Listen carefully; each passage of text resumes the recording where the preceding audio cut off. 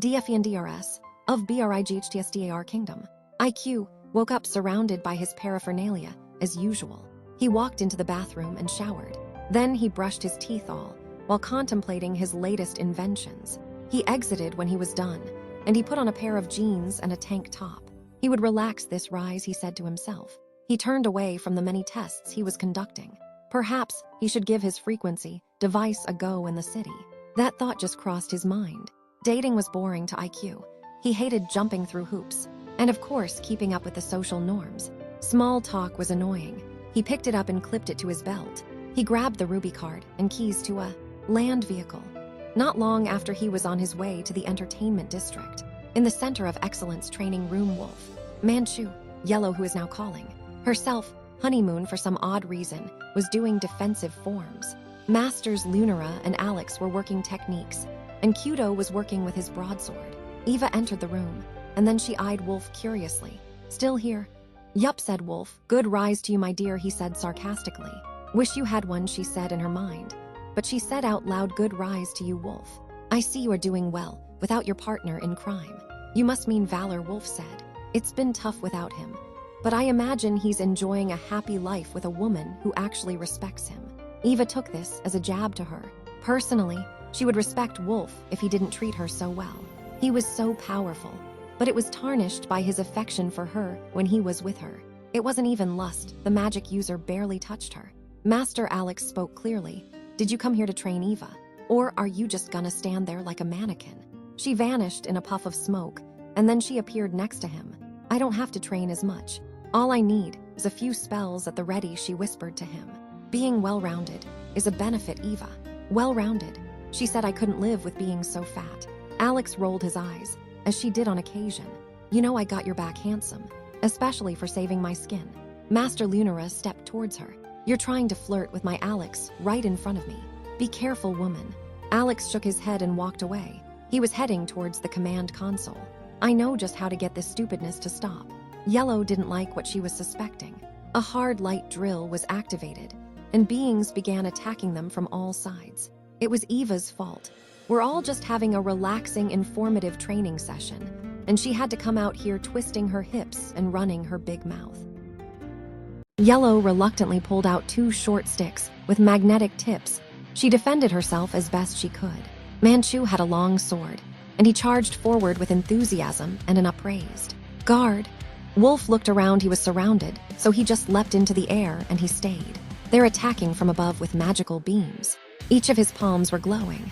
Some of the opponents he lifted into the air with magic, and Kudo saw his opportunity, leaping the air and striking them down. Master Alex watched Eva and Lunara work together. They were a good team, and Lunara was getting better at spacing and counterattacks. Eva was good at catching foes that tried to surprise the team at their weak moments, particularly their blind sides. When she went on the offensive, she was dangerous. Large orbs of energy caught opponents within it. Then it exploded when she opened her hands. Just gonna stand there, Alex. Master Alex nodded behind the controls. After the drill, everyone stood together, breathing. Now this is more like it, he said. Whether you're a selfish little runt or an altruistic hero, we're in this together. Like one big family, Eva said dryly. What is this you're talking about, Mr. Perfect? Said Kudo. The protection of the entire kingdom, of course, said Alex.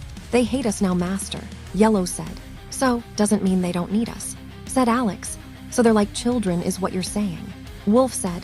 I hate children, Kudo said. You don't mean that, Kudo says Lunara. You were a child once. Nope, said Kudo, I was born this big. The mood of the people will pass, said Manchu. But we still have our duty. I think a member of SAG or MCA is behind slandering us, Wolf said. You know what, we need a public relations team or something. You can count me out, said Yellow. The central computer sounded an alert, and the team rushed to the briefing room to see the border under attack. Alex directed the team to suit up, and they headed for the sky cruiser. The creatures attacking the border of Bright Star were diverse. The giant ape-like creatures had a purple glow around them, meaning that they were under control by dark magic. The smaller yet faster white wolf men darted around, lunging and clawing at the walls of energy. Their fangs were dripping saliva as they bit into the flesh of the special forces trying to defend it. They were armored, and their blasters were powerful, but it was the speed and strength of the Creatures, that was the problem. Turrets above were fired by able members of the defense team. It grew difficult to perform accurately. When the dust rose into the air, they had to be careful not to blast their own. Some of the invaders looked like giant rat men. They stood upright with tails and strange helmets. They seemed odd, as if they were like the ape men, but under a magical order. But there was no aura around them, no dark energy as an indication. The humanoid members of the invasion were mostly female as far as anyone could tell. Their bodies were strong, built like men. They were wearing odd helmets with a red tail feather at the end of it. Most of their weapons were a shield and sword. Those that carried blasters also wielded a one-handed axe. One of the warrior women threw their axe, killing one of the defenders firing the laser turrets above. A fellow defender rushed to her aid and removed her helmet. Her last words were simple. She looked into her teammates' eyes and said, "Call them." The soldier knew exactly who she was referring to. The controversial members of their growing society, once celebrated heroes in the kingdom. Over time, the organizers who moved into the kingdom were now joined by members of SAG. They went out of their way to tarnish the names of the very people defending them. Another soldier quickly jumped into the turret. What they saw smacked the breath from their lungs. The soldiers could barely hold the line. Those ape things were smashing through their defenses. The self-masters eyed the situation from above. "Those things look serious. Don't pull your punches." Kudo looked at Alex and said, "I never pull punches. Anyone eaten ape burgers before?" "I'll try to release their control," said Wolf. "I'll help you out with that," said Eva. "It'd be nice if we knew who was behind this."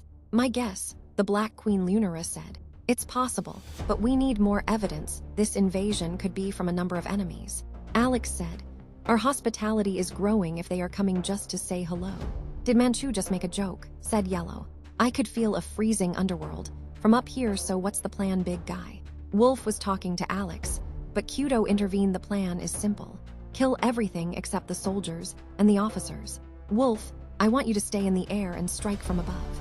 Eva, your team support Kudo, and I will take the big ones. Yellow and Manchu, defend the officers from the dog things, or whatever those things are. And Master Lunara, teach those women a lesson." The bottom of the sky cruiser opened up, and the self-masters jumped out. Some of them didn't even bother with parachutes. Alex and Kudo landed, and they took the vanguard, immediately heading straight for the biggest threats. It was their way. They've always been that way ever since they were children. But now Master Alex carried a Photonian blade, and it was everywhere. The armored female warriors rushed at Kudo. He was smiling under his mask. "Could I keep one?" he said, while looking towards Alex. Kudo blocked an attack, and then he kicked one right in the head, knocking her out. He parried and sliced into their ribs. Kudo rolled, slicing into legs, and then he broke arms, and he made his way towards the ape-like creatures. A group of women charged Master Alex. He leapt over them and somersaulted in the air. One of the warriors fired a blast at him in the back of his head. He whirled a Photonian blade into a back guard, and he deflected the blast. The woman was instantly fried. "Watch out for those blasters," he said dryly. But he doubted they could hear him over the screams and yells of battle. Manchu gripped both his fist into a double hammer fist. Then he hammered the ground, and many of the wolf men were caught off guard. The rat men were faster, and they swarmed all around him. He was spinning, punching and twisting and grabbing them off of his back. Yellow came to his aid, blasting the rat men while looking out for fallen soldiers. Alex chopped down on an ape creature that was getting near Master Lunara.